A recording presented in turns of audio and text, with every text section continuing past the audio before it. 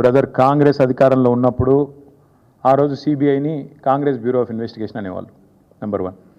రెండవది, ఈడీ అనే సంస్థను తెచ్చిందే కాంగ్రెస్. సరే, వీళ్ళు దాన్ని విచ్చలవిడిగా వాడుతున్నారు, ఇష్టం వచ్చినట్టు చేస్తున్నారు. మళ్ళీ నేను చెప్తున్నా, 2 ఢిల్లీ పార్టీలు ఒకటే. వాళ్ళ అవసరానికి అవతల వాళ్ళని వేటాడడానికి ఆనాడు సిబిఐని కాంగ్రెస్ దుర్వినియోగం చేస్తే ఈరోజు ఈడీని బీజేపీ దుర్వినియోగం చేస్తుంది. ఇందులో మాకేం అనుమానం ఏం లేదు. 2 దొందే. 2 ఢిల్లీ పార్టీలు వాళ్ళ అవసరం కోసం, వాళ్ళ రాజకీయం కోసం ఎలాంటి అరాచకత్వానికైనా పాల్పడతారు. ఇందులో 2 కూడా ఎక్సెప్షన్ కాదు. ఇవాళ కాంగ్రెస్ ఏడవచ్చు, రేపు బీజేపీ ఏడవచ్చు. ఇంకొక మాట అడుగుతాను బ్రదర్, మీరు అన్నారు కాబట్టి, అదే ఈడీ కేజ్రీవాల్ గారి మీద కేసు పెడితే, ఇంకొకరి మీద కేసు పెడితేనేమో కాంగ్రెస్కి చాలా సంబరంగా ఉంటుంది. కానీ ఈడీ తమ దాకా వస్తే మాత్రం ఇబ్బంది అవుతుంది. కాబట్టి కాంగ్రెస్ కూడా ఒక క్లారిటీతో ఉండాలి. ఈడీ మంచిదా చెడ్డదా? మంచిదైతే నీకు కూడా మంచిదే కావాలా, లేదా చెడ్డదైతే అందరికీ చెడ్డది కావాలి. అంతేగాని వేరే వాళ్ళు నీకు రాజకీయంగా పడని వాళ్ళ విషయంలో అయితే నీకు బాగున్నప్పుడు, అనుకూలంగా ఉన్నప్పుడేమో ఈడీ మంచిది, లేకపోతే చెడ్డది అంటే ప్రజలు కూడా నవ్వుకుంటారు. గుర్తుపెట్టుకోవాలి. అధికారులు అనుకూలంగా వ్యవహరించవద్దని నేను అనడం లేదు. నేను చెప్పేది ఏమంటే చట్టబద్ధంగా వ్యవహరించండి అని చెప్తున్నాను. రేవంత్ రెడ్డి అనే మూర్ఖుడు ఒకవేళ తప్పుడు పనులు చేస్తే, ఆ తప్పుడు పనులకు ఎవరైనా వంత పాడితే వాళ్ళు కూడా చట్టపరంగా ఇబ్బందులు పడతారు. ముఖ్యంగా పోలీసులు ఎవరైతే ఇవాళ రెచ్చిపోయి రేవంత్ రెడ్డి గారి ప్రైవేట్ సైన్యంలాగా పనిచేస్తున్నారో, మా కార్యకర్తలు, మా సామాన్యమైన మరి క్షేత్రస్థాయిలో పనిచేసే సోదరుల మీద కూడా కేసులు పెడుతున్నారో వాళ్ళకి నేను చెప్తున్నా, వాళ్ళెవరో వాళ్ళకు కూడా తెలుసు. ఎక్స్ట్రాలు చేస్తే సుప్రీంకోర్టు ఉంది, ఈ దేశంలో న్యాయ వ్యవస్థ బతికే ఉంది. మేము కూడా కోర్టుకు పోతాం, మీరు కూడా ఊచలు లెక్క పెట్టక తప్పదని చెప్తాం.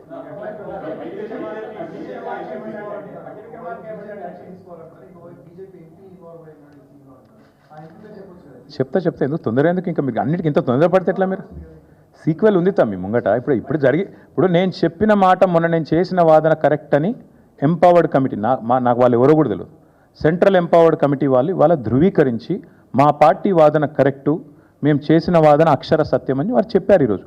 దాని మీద తదుపరి కార్యాచరణ ఇవాళ మేం కాదుగా చేయాల్సింది, ప్రభుత్వంలో ఉన్న భారతీయ జనతా పార్టీ చేయాలి. ప్రధానమంత్రి గారి ఆవేదనాభరితమైన ప్రసంగం నేను విన్నాను. ఏమన్నారు? చెట్లు కొట్టేస్తున్నారు, అన్యాయం అయిపోయింది, బుల్డోజర్లు, కాంగ్రెస్ ప్రభుత్వం అరాచకం చేస్తుంది అన్నారు. మరి నిజంగా మీ ఆవేదన నిజమే అయితే, భారతీయ జనతా పార్టీకి పర్యావరణం మీద ప్రేమ నిజమే అయితే, తెలంగాణలో ఆర్థిక దోపిడీ ఏదైతే జరుగుతుందో దీని మీద మీకున్న అవగాహన నిజమే అయితే, సెంట్రల్ ఎంపవర్డ్ కమిటీ చెప్తున్నది వెంటనే ఇండిపెండెంట్ ఏజెన్సీ ద్వారా ఇన్వెస్టిగేట్ చేయించండి అని. చేయిస్తే అందరు దొరుకుతారు, ఆ బీజేపీ ఎంపీతో సహా అందరు దొరుకుతారు. ఇక నేను ఎందుకు పట్టి అలా దొంగను వాళ్ళే పట్టిస్తారు.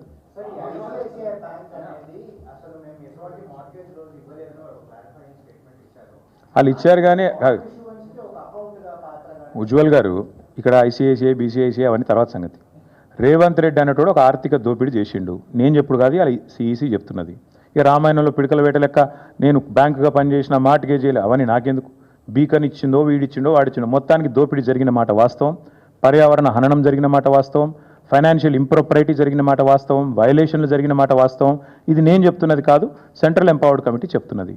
Now if you want to live in denial and say that Central Empowered Committee is also wrong, then I only hope that Union government will wake up and let Revanth Reddy smell the coffee.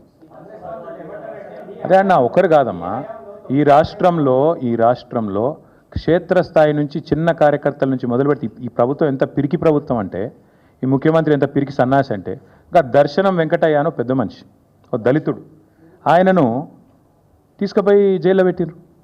అది గింత మూర్ఖులా? అంటే నిన్ను ప్రజలు మంచిగా చేస్తే పొగుడుతారు, చెడు చేస్తే తిడతారు. నీకు అదే ప్రజలు కదా అధికారం ఇచ్చింది, వాళ్ళే కదా ఓట్లు వేస్తే నువ్వు అక్కడ కూర్చున్నావు. మరి వాళ్ళని జైల్లో పెట్టడం, వాళ్ళ మీద కేసులు పెట్టడం, భయపెట్టించి బతుకుతా అనుకోవడం, ఎన్ని రోజులు బతుకుతావు? ఎన్ని రోజులు తప్పించుక తిరుగుతావు? నేను నిజంగా అడుగుతున్నా రేవంత్ రెడ్డిని, ఈ సోషల్ మీడియా ఇడిచిపెట్టు. నువ్వు నిజంగా దమ్ముంటే సెక్యూరిటీ లేకుండా ఒక ఊళ్ళకి రా, ఏ ఊళ్ళకన్నా ఊరు నీ ఇష్టం, ఈ రాష్ట్రంలో ఎక్కడికంటే అక్కడికి రా. ప్రజలు ఏమనుకుంటారో కరెక్ట్గా విను, తెలుస్తుంది. ఇంకా సోషల్ మీడియాలో తిడుతున్న తక్కువ, బయట తిట్లు వింటే మీరు ఒక్కొక్కరు చెవులకి రక్తాలు గారాలి, గట్లా తిడుతురు. వాస్తవం ఏంటి అంటే ప్రజల మూడ్ అట్లుంది, ఆక్రోశం అట్లుంది. నిన్న మీరు చూశారు సత్తుపల్లిలో ఒక లేడీ ఆ వరి కుప్ప మీద కూర్చొని ఏడుస్తున్నది. శ్మశానంలో ఇలా ధాన్యం ఆరబోసుకునే పరిస్థితి వచ్చింది ఈయన వచ్చిన తర్వాత. అంటే ఇంత దరిద్ర పరిస్థితి ఉంటే నువ్వేమో విదేశాల్లో జల్సాలు చేస్తుంటే ప్రజలు ఖచ్చితంగా ఆక్రోశిస్తారు, తిడతారు. దానికి ఎవడేం చేస్తాడు? ప్రజాస్వామ్యంలో, ప్రజాపాలనలో ప్రజాస్వామిక స్ఫూర్తి ఉండాలి. ప్రజలు విమర్శిస్తే తీసుకోవాలి, పొగిడితే సంతోషపడాలి. తప్పే ఉంది అందులో.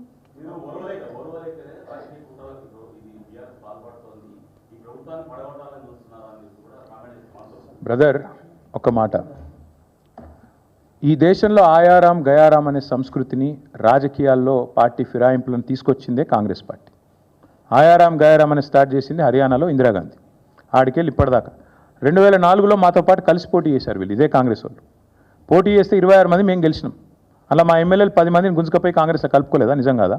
ఇక మా లక్ష్మారెడ్డి సాబ్ ఇన్నే ఉన్నాడు, ఆయన గెలిచిండారు 2004లో. మాతో పాటు 26 మంది గెలిస్తే అసలు పార్టీ ఫిరాయింపుల సంస్కృతికి తెలంగాణలో బీజం వేసింది ఎవడండి? కాంగ్రెస్ వాడు కాదా? వాళ్ళు తీసుకున్నదే వాళ్ళు.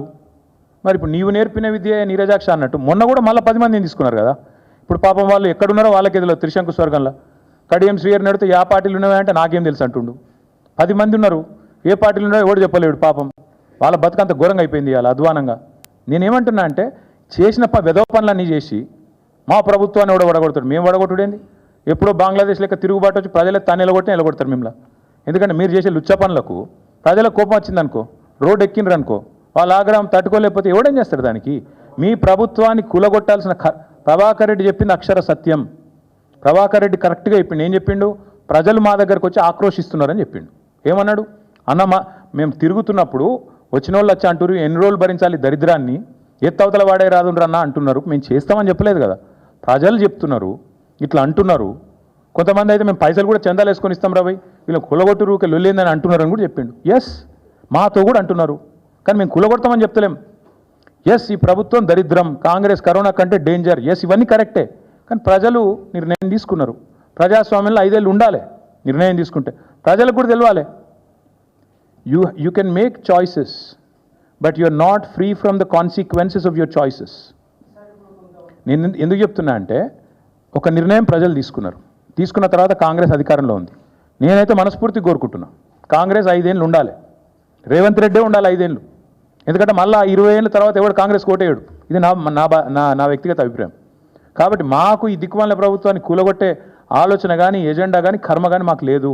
అవసరమైతే సందర్భం వస్తే ప్రజలే రోడెక్కుతారు, తొక్కేవతలు వాడేస్తారు. ఇంతకంటే పెద్ద పెద్ద నియంత్రణలే కొట్టుకపోయినారు. Thank you.